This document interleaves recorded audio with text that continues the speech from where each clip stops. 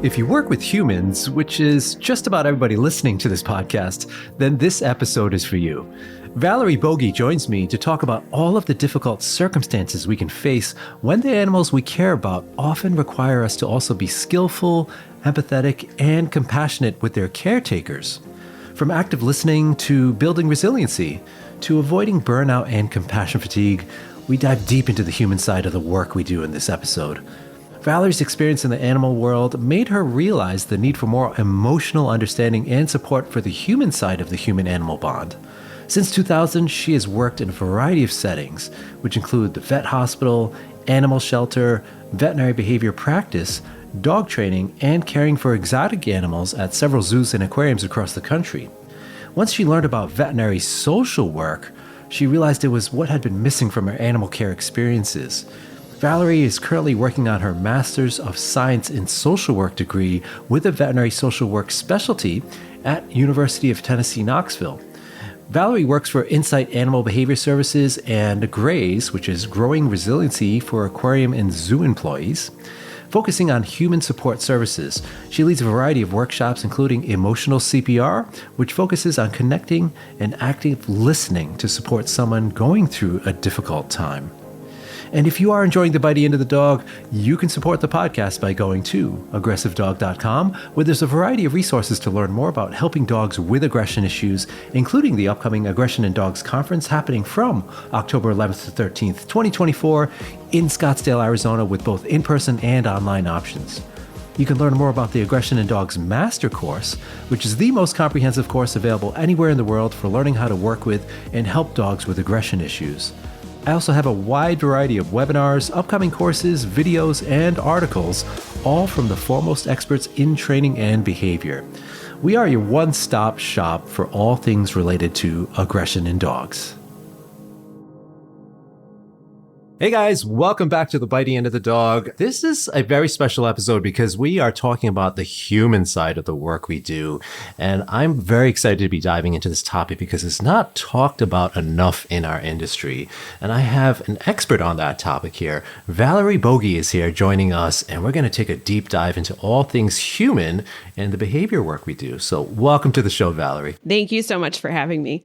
So I want to start first, kind of getting a little bit more about your background. What got you into this? Because you've done a lot of work with animals and now you're also helping the humans. So what kind of, motivated you to get into that role?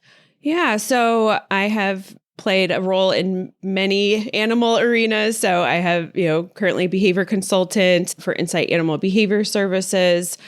I have been a zookeeper for over 16 years. I've worked in animal shelters. I worked in an animal hospital. So I'm currently pet sitting right now. So, a lot of different spaces. And I got burned out.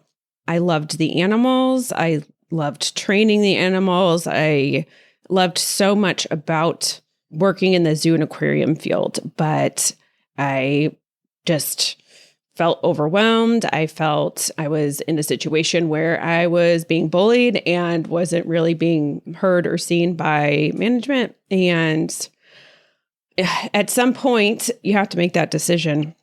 And I felt like I had a really great run of my career around, being in multiple facilities and working with amazing animals and, working all the weekends, working early, working late, missing holidays with your family, that all takes a toll on you as well. And so if there is additional challenges, just personnel wise, that just makes it almost unbearable some days. So I made the decision to leave that industry in 2021 and then started working with Insight and, kind of started poking around looking for my next big thing. I was thinking about, do I want to be a life coach? Do I want to be a counselor? Do I want to do something with humans? Because behavior is behavior. We're mammals and there's just so many similarities, and I just find it fascinating. So many of the parallels that are there, just our animals can't talk to us. And so I wanted to kind of use some of those skills in a new way, and then came across the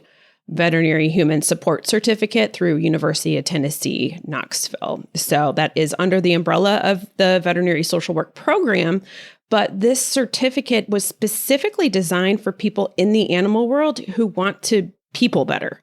So that program really hits, kind of the 4 different areas of veterinary social work, and really was the introduction to veterinary social work for me. And I was hooked. So, I completed that certificate in a year. I think you can have up to like 4 or 5 to finish it. And I was like, just, off to the races with everything, and then decided to pursue the master's because I just realized, learning about veterinary social work, some of the terms and just everything that I was learning, I just had that aha moment. Like, if I would have had this type of support in my career, maybe I'd still be there, but I didn't. And now I'm trying to be that person for others so that, they can make those decisions for themselves, but also learn how to take care of themselves a little bit better. Yeah, it's interesting because a lot of us that get into working with animals usually leave a field where we're sick of the people. And it's kind of the opposite here. You went from, I'm working, because, when you were in marine mammals and zoos, yes, you're working with people, but, at a much lesser degree than if we're doing behavior consulting, going to people's homes, right? A lot of days are, yes, you're working with your coworkers, but you're working with the animals. And then you go from that environment to, okay, now I just want to work with the people a lot more, which is an interesting thing. So what's motivated you in that regard? Is it like, I want to fix people because I'm tired of them? Or it's like, I want a better understanding of how to navigate conversation? Like, what kind of drove you to that? Yeah, I think the big takeaway, and actually that's one of my pet peeves, is when people say, oh, I work with animals because I don't like people, because that immediately puts others on the defensive, because you're always caring for animals on a team. I'm not going to go to work 7 days a week to take care of every single animal. That's not realistic. You have to be part of a team. You have to communicate. And so I think that is part of the detriment, where people think they're entering into this animal world and it's just you and the animals. And that's never the case, right? Like you said, like for a consultant that's going into people's homes or meeting, multiple meetings on training sessions on Zoom. Yes, you have coworkers and supervisors, just like any other job when you're working at a zoo. And then you have to do public presentations, and you have to do, like you have all these other hats that you have to wear. So I think it really was just having that lived experience and recognizing it didn't matter what state I was living in, what facility I was working at, what my job title was, that there was still these underlying themes that I was noticing, and no one was really talking about it. Interesting. It's kind of like how I started with aggression, because you saw a need to fill a space where there wasn't a lot of information. So, well, thank you for filling that space now, because let's face it, there's not a lot of talk about this, especially in the dog training community. And so let's kind of just define the role of veterinary social worker, because I think when people hear the term social worker, it's almost like when people hear the term like dog trainer, it could be a lot of different things. There's lots of layers, lots of different roles. So talk us through that for anybody that's maybe not familiar with the term veterinary social worker or even social worker. Yeah. So quiz question. What do you think a social worker does? Yeah. So for me, when I hear the term social worker, you're thinking somebody that's just been reported to the authorities, right? And you're like, okay, now you got this role. And maybe sometimes you're helping people that, need therapy, but there's not a lot of definitive answers for me when I hear that term. Now I know because I've met you, but initially I had no idea. So, I'm glad I'm getting educated on exactly all these different roles. So I'd love to hear more about that. Yeah. So, and that is a perfect example. I feel like your answer is on par with pretty much most of the people that I've talked to. So kind of defining social work first, and I can even back up to why I chose social work over some of the other mental health professional titles. I chose social work because really it is a profession that is looking to help individuals, families, but then also communities, and really identifying problems in systems and working towards policy change. And there's also a code of ethics. So when you become a social worker, you are bound by a code of ethics. Like, that's huge, right? And so you kind of have a cheat sheet of, oh, this is a challenging situation. I can go back to something. And you just know that everyone's playing by the same rules and has had the same education. So to me, social work just has a broader lens. And they actually call that, micro is where you're doing more of the one-on-one clinical therapy. like a therapist, counselor. And then there's the meso, which might be more of like the group work or community work. And then there's also the macro. And that's really the people that are working towards policy change and, campaigning and things like that. So there's so many different layers to it. So I liked that flexibility where I didn't have to be put in a box of, you can only do one-on-one counseling. No, I can do so much more with that. So that's why I really liked social work in general. And then veterinary social work is focusing on the human needs anywhere that there's a human-animal bond. So pretty much anyone with an animal in their life, anyone listening to this podcast right now could benefit from veterinary social work. So as the name implies, it was originally designed to focus on the needs of veterinarians in clinics and then also the clients in clinics, right? If you're getting hard news about your animal or you're saying goodbye to your animal, it's nice to have a liaison or someone that is trained a little bit more in depth about the emotional aspect of some of those decisions that you're making, but then also being there for the staff who have to do those hard things every single day. And veterinary social work has kind of 4 different quadrants, we call them. It was actually started in 2002 at University of Tennessee, Knoxville, by Dr. Elizabeth Strand. So those 4 main components, one of them is intentional well-being. That was actually renamed. So it used to be called compassion, fatigue, and conflict management, which is something I know we want to dive into today. But interesting. As you've said before, words matter. And so this was an intentional change to call it intentional well-being, right? Because then that kind of shifts that focus into being more proactive than just constantly reactive, right? So I love that. I love that. Yeah. Okay. So that's the first one. Second one, grief and bereavement. And that one I think is so interesting because obviously culturally we all process grief just on the human side of the, human grief. If you lose a person in your life differently. And then what does that look like when it's a pet, right? There's still a lot of things going on there. And then what if it's your animal at the zoo? You don't own that animal. It's not your pet, but it's not your coworker. It's not your friend, right? So there's a lot of gray areas. So one of the terms I learned when kind of taking that deeper dive is disenfranchised grief. And that was another aha moment for me. So disenfranchised grief is grief that is not really acknowledged by the general population or public. So we could put pet death in there, right? Because some people are, it's just a pet. Like, are you kidding? Like, I spend more time with that pet than most of the humans in my life, right? But it's the same thing with the animals at the zoo. Or, what if we lose a smaller animal that isn't publicized on social media for that facility? And then how does that make you feel? And so there's just so many layers because there's different types of grief. I could talk about that in for another hour. The third one is animal assisted interventions. I think that's a pretty common one when people think veterinary social work. Oh, you are a therapist and you have a dog that people can pet while they're coming to therapy, right? Which is great. And not just dogs, right? There's equine therapy where people can go to learn about horses, take care of horses as part of their therapy.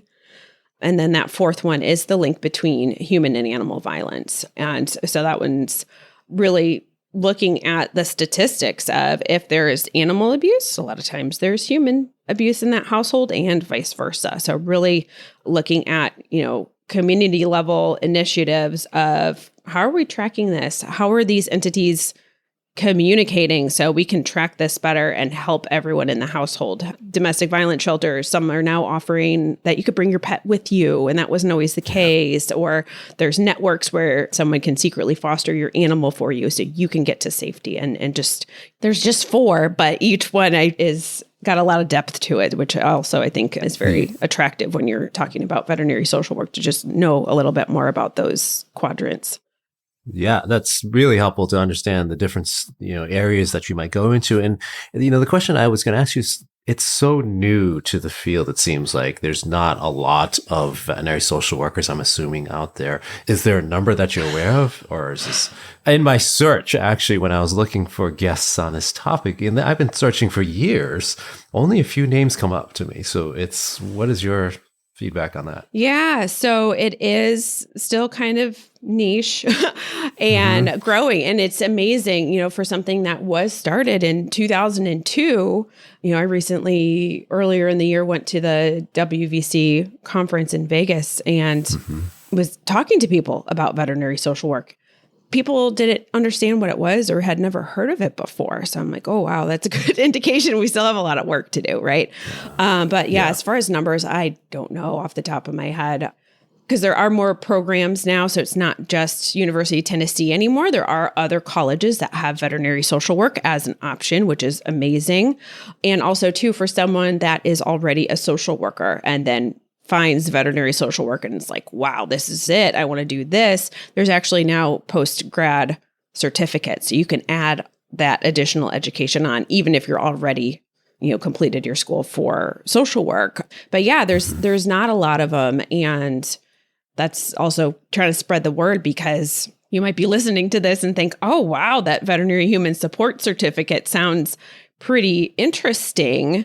You can take the full certificate. You can get the modules individually. So, just kind of taking that little steps towards educating people, getting people the awareness of what it is, because then it's just going to spread, right? And we're going to get more people. But it can be difficult, doing a search. There's some states that have a few and things like that. So we're really working on getting more. But it's definitely an area of need if anyone wants to join me.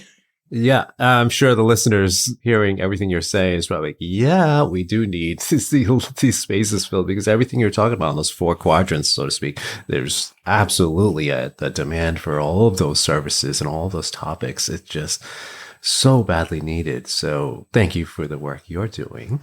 Okay, let's dive into the challenges now. Let's talk about, some of the challenges that happen in our work. Let's kind of focus maybe for a moment on what trainers and consultants are going into these behavior cases. And you've had experience with that too in the work you've done. So let's think aggression cases, some of the more difficult, challenging behavior cases. What are some common things? And you can even dive into all those 4 quadrants if you want, but what are some of the most common challenges you're seeing and that you hear about and that people are coming to you for? I think one of the hardest things is that the client is dealing with trigger stacking, probably just like their dog is. So the capacity that they have to absorb information and then retain and then do it on their own is very small. So something that we use at Insight is actually the Zaret burden interview. So it's a caregiver burden scoring. So originally it was created to measure the caregiver burden of humans taking care of other humans, right? Because we already know that that is really tough. If, you're the primary caretaker for someone, whether they have a disability or they have a chronic illness, whatever that looks like, that is hard. That is really hard. So they have scientifically been able to alter that, change the word to pet, took out a couple questions that didn't make as much sense for the pet realm of things. And then we put that in our new patient behavior questionnaire. So every single client, before I meet them, I'm reading over their questionnaire before we have our hour-long, intake assessment. And you can almost quantify their stress level based on that number. Wow. So it's huge because it just gives you at least some frame of reference, right? As far as, are they thinking about, then we ask a couple follow-up questions at the end, like, have you considered rehoming? Have you considered euthanasia? Right. And so we at least kind of know where they're at because we want to meet them there. That's exactly the point, right? So we're not saying, oh, you're just a number. And, obviously there's so much more that goes into it, but just having some data point to say, okay, here's where we're starting. Like when you were walking in the door and we are, having our first interactions, where are you? Because the goal, similar with working with the dog, we want to decrease those stress levels, right? So we've actually started sending that caregiver burden scoring in some follow-up emails as well. So like the 3-month, the 6-month mark. So we're going to have some really cool data, hopefully, to say like, okay, after this many months of treatment, or looking into the correlations between the number, so the caregiver burden score versus the diagnosis for the dog, right? Because we know, like you said, aggression is tough. Separation anxiety is just as tough because, a lot of times you can't leave your house. So you're isolated. Right. If you have an aggressive dog, you're isolated. You're not meeting other people. You can't talk to someone at, we're not going to dog parks. We're not stopping and talking to people on walks. Like that is not part of just that daily life. Or maybe I can't have people over to my house, right? So there's a lot of different ways, but, just having kind of that starting block because the scoring goes up into the 70s, but pretty much anything over 17 is considered a significant burden. So if I'm meeting with someone and they're in like the 50s, that's pretty high. So I already know that I am going to adjust how much homework I'm giving them. I'm going to slow things down. I'm going to make sure I'm giving them space to talk and share things versus someone who is, maybe at a 20. Obviously there's other parts that go into it, like what's their training background, like how much work have they done already and things like that. But just being mindful of how stressed out they are, because just like we can't train a dog that is over threshold, a new trick at that moment, we can't train a human that is over threshold something new either. So I think that is something that can benefit anyone that is working with pet owners to start to think about things in that lens.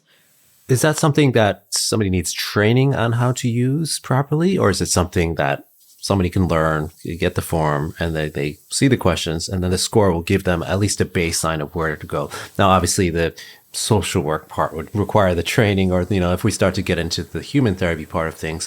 But as far as a baseline of seeing where our client's at, is that something a trainer can use just without any training, necessarily formal training, I should say? Yeah. It's available, and I can share the scientific studies like in the show notes. We just have it as like a PDF, and it's basically like a 0 through 4. So there's you can choose never, sometimes always, whatever the ratings are for that. So that I think is something that anyone can use. The nice thing about it as well is if the client doesn't have a safe space to share some of this information, sometimes reading those questions is really helpful for them because sometimes we just minimize things like, oh, it's not that bad. It's not that bad. And then you start reading some of these questions like, are you afraid of what's to come? Or, just some of these questions that they're filling out before, they meet with us. I think that can also be a really helpful exercise for the clients just to kind of be in that headspace of like, oh, wow, this is worse than I was really perceiving, or, I haven't been really fully grasping, the depth of this issue or how it really is affecting me. So I think it can be helpful for both ends. And you don't need any training to be able to utilize that scoring. Because in a perfect world, everyone would have that. So then you'd be able to you're collecting data on the pet, but you're collecting data on the human as well. And how helpful is that, right? Yeah, that's a spectacular tool because it's something I, tell my students all the time. You really need to understand the human side.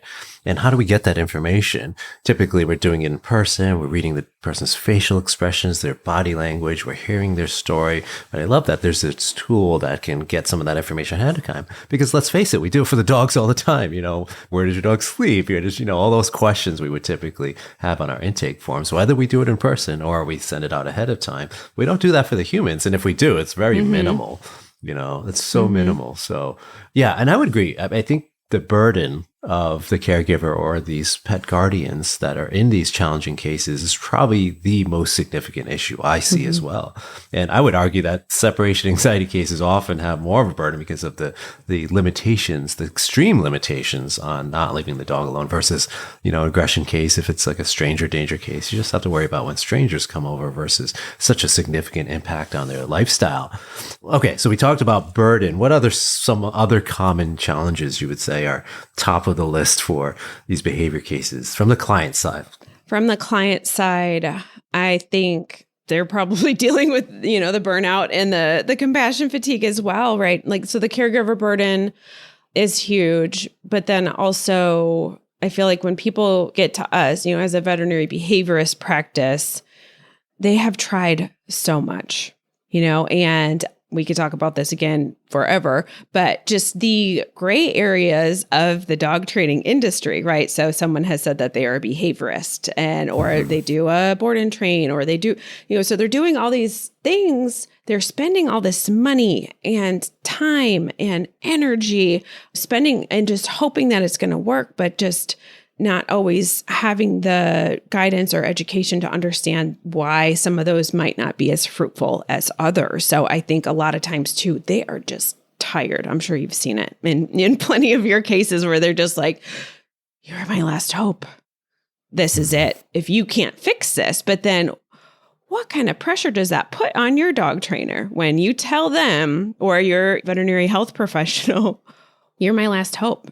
Gosh, then now we are transferring that burden over to that professional that you're seeking help for. And I think that also, there's burden transfer scoring surveys that are for veterinarians. I haven't seen one yet for dog trainers, but I imagine it could probably be tweaked. But there's surveys for that too. So you could kind of collect data on yourself to say, okay, well, how much is all of this that I am intaking on a constant daily basis really affecting me?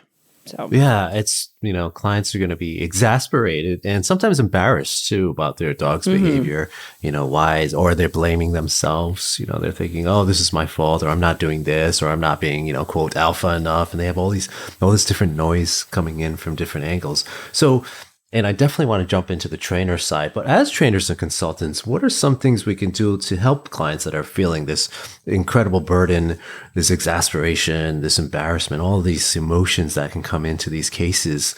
What can we do as trainers if we're not necessarily social workers, but let's talk through some of the tools that you use. So I am an educator for emotional CPR. And so that was actually part of the veterinary human support certificate. And the whole basis of emotional CPR is training peers, so just regular human, not a practitioner or an expert or clinician, how to help other people better. And so it really is a course in active listening, because if active listening was not modeled for you when you grew up, you do not have that skill. But luckily, you can build that skill, right? So it's something you can definitely work on if you are aware of that gap. When someone is hiring you and paying you for your expertise and help, it makes it very easy to kind of come in and steamroll someone, right? Because you're like, oh, I have your bullet points you want to get through. You have all these concepts, you have these techniques, you have all this information that you basically kind of want to word vomit at them, because you want to make sure that that client is seeing the value in you as a professional. So sometimes I think we confuse that quantity over quality. So I think some of the best ways that we can support clients is to listen and actually be quiet. And that's something anyone can do. And like you said, it's reading the body language of that person. It's asking them questions and giving them that invitation to share. And something that is really hard to get over at first when you're working on active listening is the silence. It's uncomfortable for a lot of people where they'll just start talking just to fill space, where it gets to be a little bit uncomfortable because you're like, ooh, no one's saying anything. A lot of times that space is giving our brains time to process. And then that person might keep going with that story and give you more details that you might have not known, either about them and their capacity to do what steps you're giving them, or something, helpful to learn about that pet. So, there's a lot of benefits to that active listening. And also too, that's just one of the best ways to build rapport with someone too, right? Because a lot of times in human conversation, how's your day? Oh, it was good. How was yours? We just kind of have this even exchange, and we're kind of just doing a little back and forth. And so it's really taking the time to say, I am here for you. Yes, I'm here to help you with your dog, but I'm here for you, because the success of that dog and whatever training plan you create is solely on that owner, right? Because they're the one day in, day out have to do all of the things.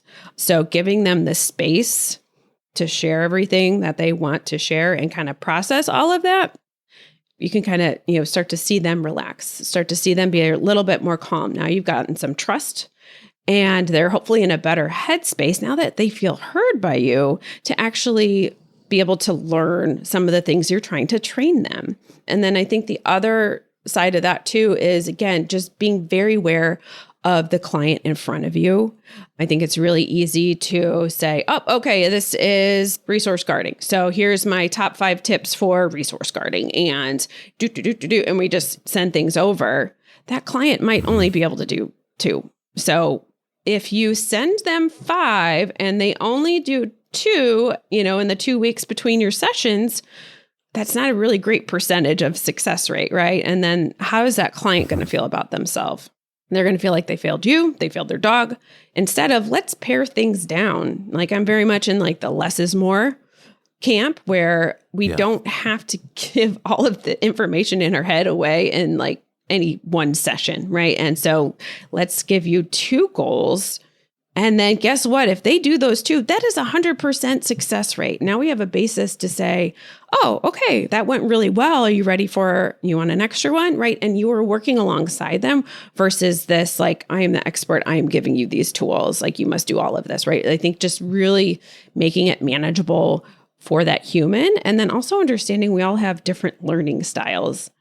Right. And thinking about how are you giving your information? How many pages is your report? Do you have a million things that they click off of and then they get lost down a rabbit hole and can't get back to the report? Like, thinking about all of those things with that client in mind, I think is really going to help you as a animal professional really connect better with your clients.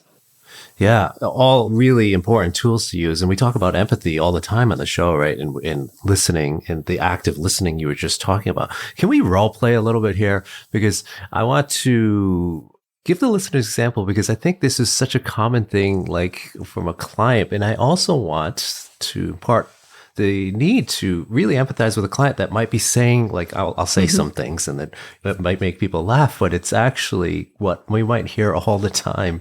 And as trainers and consultants, we have to also be careful not to, make a certain facial expression or grimace when that happens. So we also have to empathize with that. So let's see what your response would be. So you're right now in the role of active listening. I'm like, Valerie, so I've got this dog, and Uncle Bob came over, and the dog bit Uncle Bob, and I don't think it was that bad, although Uncle Bob had to go to the hospital. So I think it's just because I wasn't being alpha enough. Do you think I need to be more dominant? Or maybe it's because it's not just like my last dog. My German Shepherd was kind of like that. And, I think you're my last hope. So I'm just going to give up on this dog. So what should I do?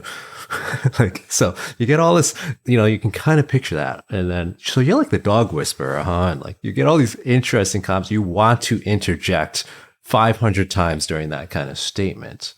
But you're sitting there and you're looking at me with a nice smile and actively listening. But now what would your response be at that moment? Like, what do you address first? Where do you go? How do you empathize with a statement like that? Wait, so your dog bit your uncle? Yes. That sounds really scary. How are you doing? It was kind of scary. It's, I care about Uncle Bob, and, we like for him to come over, but he was pretty upset about it. And I was upset at my dog too. I don't think he should be the alpha. I should be the alpha and say hello to Uncle Bob. Yeah, well, I mean, you just saying, he got bit and he had to go to the hospital, like, my heart just sank, because that's never an easy situation. You love, like you said, you love both individuals there. So I just feel that just makes me want to take a deep breath when you're telling me that story. So thank you for sharing that. Oh, you're good. Those pauses there. The pauses are gold there. So love that. That's really interesting. That concept that you were just saying, like, take a pause, just listen. And you guys listening in right now can't see Valerie's face, but she's got a really inviting, just I'm listening to you kind of look on her face, which is practiced, and it's coming off naturally, but it's something we do have to practice, something I've had to practice for many years. So yeah, but see, that's the stuff I'm talking about. It's like, that's the things we can face, but we also have to understand that that's what that client is experiencing. That's what that guardian's experiencing. And they might have a lot of misconceptions, but if we jump in and try to change their mind or fix something right at that moment, we're going to lose them. So excellent. I am a self-proclaimed fixer. So that is why I held on to emotional CPR so much in the active listening, because I realized I wasn't really listening, because You could do that same exact scenario where someone's giving you all this information and, you're kind of going down this rabbit hole of what you're going to do next. So instead of me listening and being present with you, I'm coming up with the 5 ways that I would fix all of your problems. And in that, my brain is focused on that, and I'm not focused on you and what you are sharing. So, it's really resonating with that person. And, also too, in our distraction world, right? We got our watches that buzz and our phones. And, especially if you're like out, seeing clients all day, like people could be texting, calling, all of these things. But really, put the notebook down, close the laptop, just be 2 humans that are trying to help this family and this dog. And start from there. Yeah. And yes, it very much has been a process to learn because you're taught to triage, right? You're like, okay, well, let's see, bites. Okay, we got to work on muzzle training, or maybe we don't have Uncle Bob over anymore, right? And you're just like, whoa, right? You can create a lot of training plans just based on that very short snippet of information, but that's never the full story. So really just giving those pauses, because I think if you're giving those pauses, if your client's an auditory processor, where they kind of need to talk through, right? And they need to think about all of those things, it's very helpful for them to have somebody, because also too, guess what? They're probably embarrassed about that. So they haven't told their friends and family that their dog bit their uncle, right? So you might be one of the only people that they're telling this very tough information. So to have a safe space is huge. Huge. It's such a wise investment. That pause and that listening is a wise investment into that trust and relationship account that we're building with that client. So I would love to talk more about the trainer side here, but we're going to take a quick break to hear a word from our sponsors, and we'll be right back. Hey friends, it's me again, and I hope you are enjoying this episode. Don't forget to join me for the 5th annual Aggression in Dogs Conference, either in person or online from Scottsdale, Arizona, from October 11th to 13th, 2024. This year's lineup includes many incredible speakers, including Dr. Clive Wynn, Dr. Jessica Heckman, Emma Parsons, Sarah Colnice, Dr. Kelly Moffitt, Dr. Amy Cook, and many more. Head on over to aggressivedog.com and click on the conference tab to learn more about the exciting agenda on everything from advanced concepts in dog body language to working with aggression in shelter environments to genetic influences on behavior. Dr. Amy Cook will be bringing her entertaining and energetic personality to the grand reception and cocktail party, which, by the way, will be live streamed as well as in person. And as usual, you'll find a wonderful, kind, caring, and supportive community at the conference, both in person and online. We also have some awesome conference swag for you to check out. This year's slogans that we have on all the sweatshirts, t-shirts, hats, and more are Celebrating Dogs Who Growl, and new for this year, Muzzle Up Buttercup, which I really love. Wolf Culture, the leading brand in promoting humane, positive training methods through captivating graphic designs, is back at it again with this year's one-of-a-kind, limited release conference merchandise. Whether you're a professional trainer, dog enthusiast, or anyone passionate about building better relationships with your pets, Wolf Culture has something for everyone. For a limited time, from August 2nd to October 25th, 2024, shop the official Aggression in Dogs conference merchandise directly through wolfculture.com. Plus, as a special treat for our listeners, you can enjoy 15% off your purchase with the promo code BITEY, that's B-I-T-E-Y. Again, that's BITEY, B-I-T-E-Y. Use that at checkout or use the link in the show notes. This exclusive discount is a one-time offer per customer and cannot be combined with other discount codes. You can help support the podcast and conference with your purchase of conference swag and at the same time promote positive reinforcement training. All right, we're back here with Valerie Bogie, and we've been talking about the human side of behavior cases and just the human side in general, I think. This is a great episode, not only on behavior consulting in dogs, but I think we can get some really great life lessons here, such as active listening, which we were just talking about. But let's maybe shift gears. We have a lot of trainers and consultants that listen to the show, and we were talking about some of the tools they can use, but what are some of the common challenges when you're talking to trainers and consultants? You know, is it maybe toxic relationships with the clients? Is it they're not participating in the program, which is probably the most common one, right? So what do you see in your common challenges that trainers and consultants can face? Yes, all of that. Yes, so the compliance, that's huge. And because I think we need to enter these spaces with positive intent to think that, okay, well, if someone is paying me to come over and guide them and teach them and come up with these plans and educate them, you have to assume positive intent that they want to carry out those plans and do those steps. So then as the trainer, you need to figure out why. And then also too, how do you word that? Well, why didn't you do your homework? Okay, that just put them on the defensive and they're going to shut down and probably not share with you. Instead of, how can I help you succeed with this training plan? Is there a gap in what I taught you? Did I give you too much? Is this too complex? And I think a lot of those conversations, oh, well, this doesn't make sense to have the sanctuary or safe space for my dog in this place because of this and this window. And like there's so many little things that are so client and patient specific or dog specific that if we kind of go into it thinking like, oh, well, they're just wasting their money. They're not even doing any of their homework. They're paying you because they want your help, because they trust you. So now it's your job, just as if a dog is failing with something that you're trying to do, you're going to reevaluate. You're going to look at the environment. What else is going on here? Right? Like what other antecedents are going on? Like, is there something else reinforcing this behavior or not reinforcing this behavior in this scenario? So using all of your dog skills on the human, I think is really important because that's going to help you. Because to us, we got to fix this, help with this dog. And that is what we're coming in for.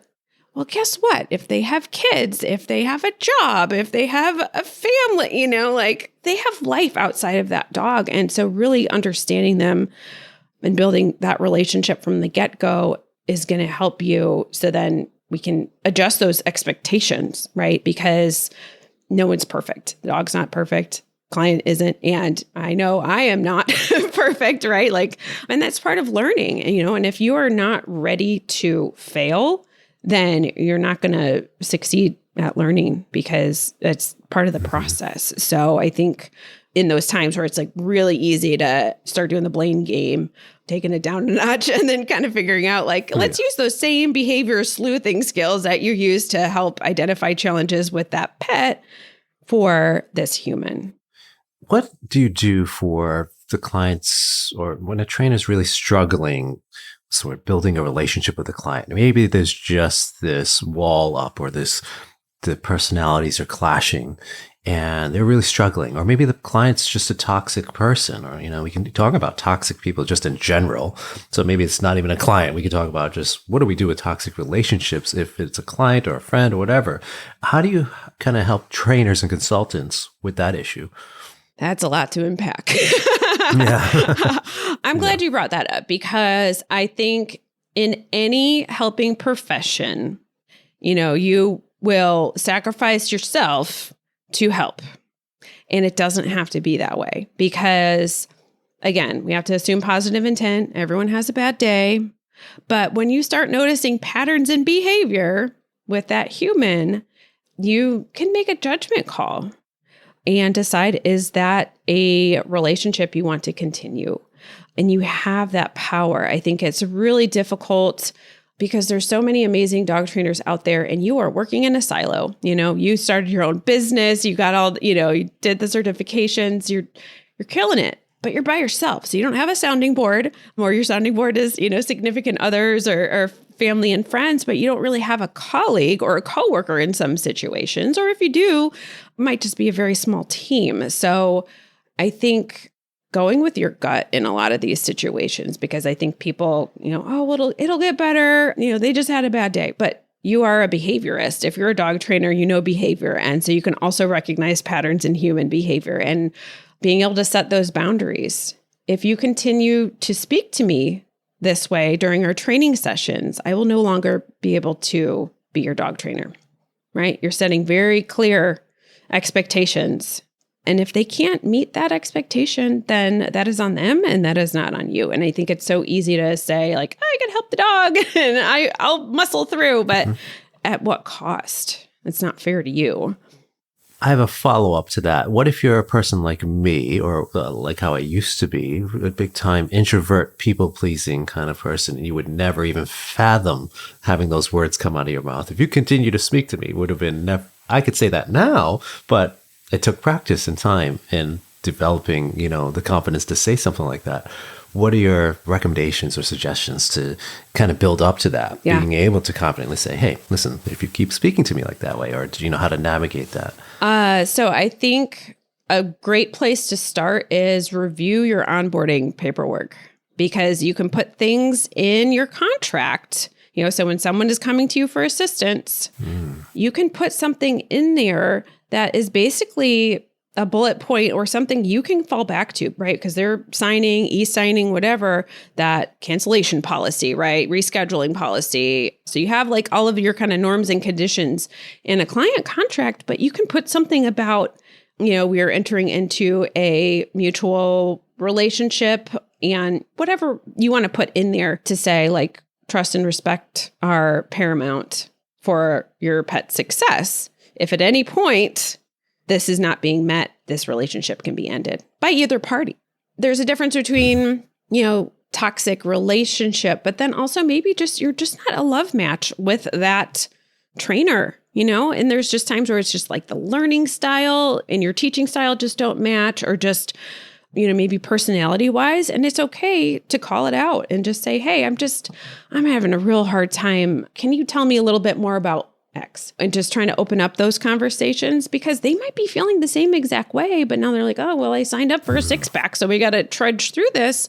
So recognizing that you cannot help everybody, and there might be another professional out there that is a better match for that person. So I think also kind of thinking from that, bigger community picture of, if the goal is to help this family and this pet, it doesn't always have to be you, like, I don't know how busy your schedule is. You probably can't help all the animals in your community anyways, right? So being able to be confident enough to say, because I think that person is going to respect the heck out of you if you can have that conversation with them and be like, listen, we've both been trying really hard.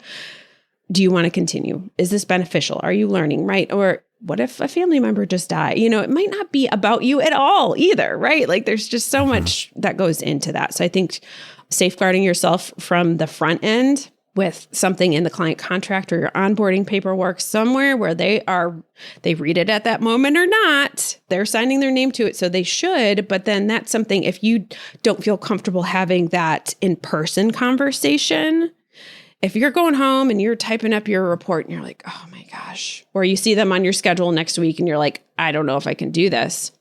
Go back to your client contract and send them an email and just say, hey, based on, our last interaction, I feel like we're not really meeting this.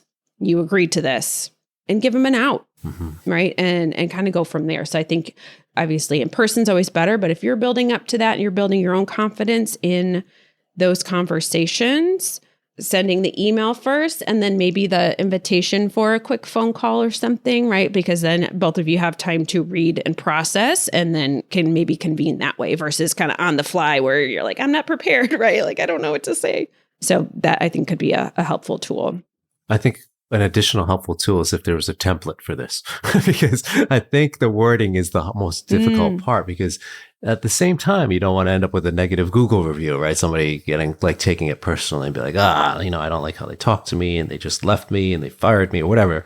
And next thing you know, you're waking up to a bad Facebook review or somebody commenting publicly about you.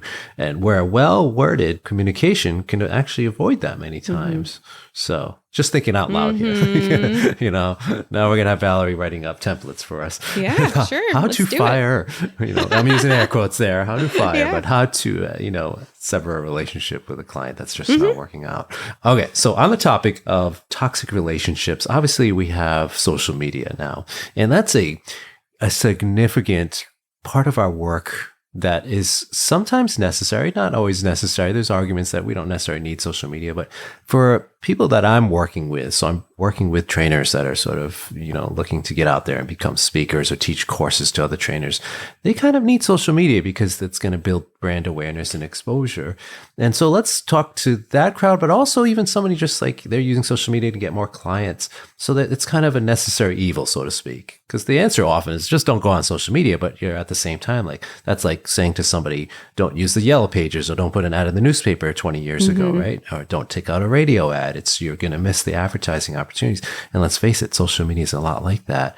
And so let's say somebody they have to be in there, but we have so much vitriol right now, and it's been ongoing, as we know. But even in the last week, as we're recording this, we've seen this huge backlash against a company that hosted an aversive trainer in their conference, and this particular company really got called out for it. And some people were gracious with how they called out, but there's, of course, when these sort of large groups come together, or like I should say, there's a huge response, you're going to get a lot of really negative comments, to the point of which actually I've seen some illegal things, slander, libel, death threats. I mean, really awful stuff to like poor people that are working at that company, that's like, wait a minute, I had nothing to do with this. I'm just a worker here. And you're threatening my life. That's this kind of stuff that is just awful that's happening. So my question for you, the big broad question is, what are your suggestions for us for self-preservation for, let's say we still have to use social media, but we have to learn how to navigate these conversations, these comments, these things that can happen in these backlash moments, or even in more of a microcosm where it's just maybe one comment and you have like just a few people following you, all the way up to if you have 1 million followers and you have thousands of comments. What is your advice there? Necessary evil is a great way to talk about social media because there's a lot of great things about it. We can stay in connection with people. We can learn new things. We can see, adorable mini cow videos, like whatever your thing is. There's a lot out there, but I also feel like we just have those kind of armchair critics, right? Where people are very secure in what they are typing from behind a screen, which they would never, if you were face to face with someone, you would never say that to them face to face. So it kind of gives this facade of, I'm going to tell you what I really feel, when, if you were really talking to that human in conversation, you would never say those things. So I think that is kind of one of the tough parts about social media, and it's always there in your face, right? Like you have your phone, like, yeah, if you're trying to build your business, you probably have your notifications turned on so that you can reply immediately when someone likes or makes a comment and things like that. So you're trying to be really engaging,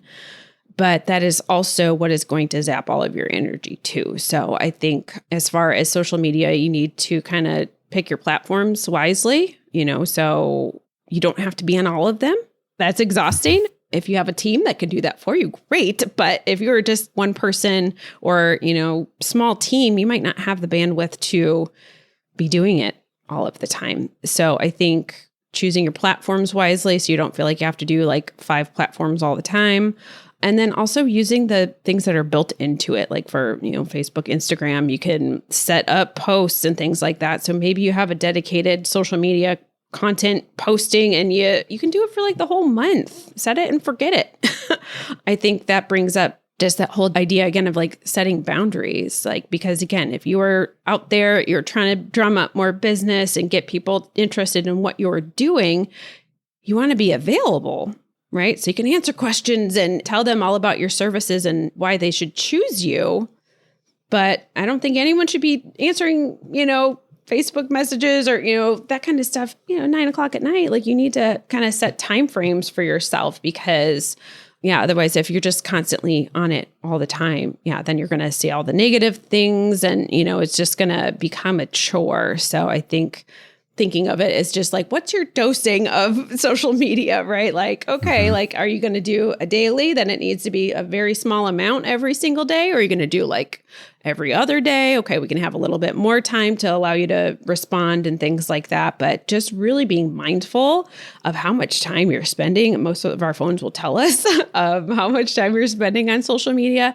And is it going to make or break a new client if you respond in 5 minutes or 5 hours or the next day? Probably not, right? So, just being aware that it's okay to turn it off. It's actually better probably for you, especially if you are starting to be really stressed out about what you were seeing, what you're reading. I mean, like you could look at all the, animal shelters and all these dogs needs homes, and that can be really draining if that's all you're seeing in your feed all day. So, recognizing how you're feeling after you're viewing all of that, and then giving yourself some time to decompress and kind of recover after that, because just because it's not an active conversation or you're not seeing it in person doesn't mean that it doesn't take a toll on you.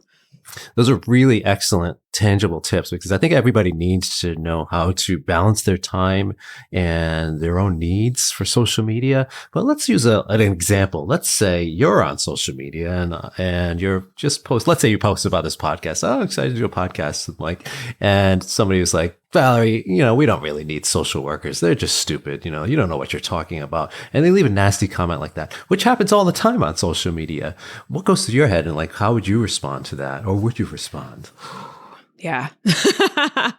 Well, I mean, reading that, first you have to think about, what headspace are you in? Is it the end of my day and I had a couple tough client meetings and things like that? So I think, what lens am I looking and reading that in? Because I think a lot of times too, it is just words. So we're not hearing someone's inflection or how they're saying it. Or like, well, I don't think we really need social work. Or is it like, we don't need social work, right? Like, we don't know how that person really meant it, because now it's up to my interpretation on the other end. So there's already a gap there. So I think with things like that, take time to process.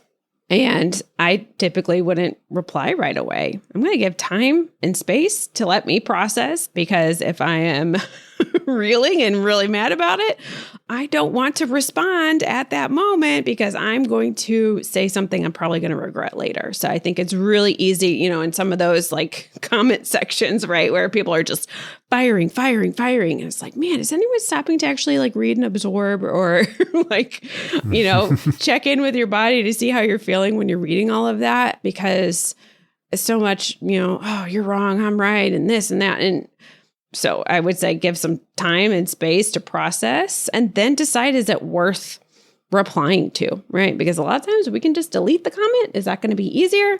Is it better to reach out to that person in a private message, right? It depends on who that is. It just a random person that I have no context for why they said that? Maybe they had a bad experience with a social worker when they were a kid. Again, we have no idea.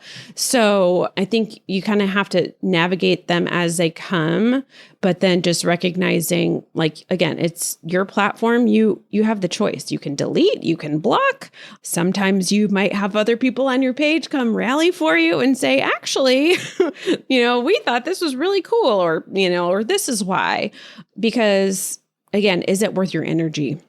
Because you don't have, we're talking about all the hats that you're wearing, all the, all the energy that you're expending every single day. So if you're pouring it all into your social media and having these little, comments, fights and back and forth and that kind of stuff, you're not going to have the energy to do your best for that next training session coming up.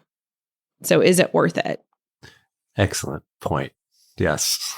And that's a question that actually the answer for me is, most of the time it's not worth it to respond. It really isn't. What's the benefit for you if that's taking time and energy away from doing things you're trying to do to help people and their dogs and their animals, right? So great way to wrap up there. And I also want to talk about, you're going to be doing a course for aggressivedog.com. And it's all on the topics we were just talking about, the human side of working our cases. So tell us a little bit more about that. I am very excited about this, and I think we've come up with some really great things to talk about for this course. So we're going to be having that in September, and it's going to be a 2-part. So chapter 1 is focusing, kind of how we did today, about understanding and supporting clients, how to be a better coach, some active listening skills, talk more about the caregiver burden scoring, just a lot of things so you can show up better for your clients, which then in turn you will help that dog even better in that regard, right? So helping the human to help the pet. And then that part 2 is then all about you, because again, we're pouring in these helping professions, pouring ourselves out there, just trying to help everyone. But we need to take that step back and say, well, what about me? How can we learn a little bit more about self-care for ourselves? And what does that look like?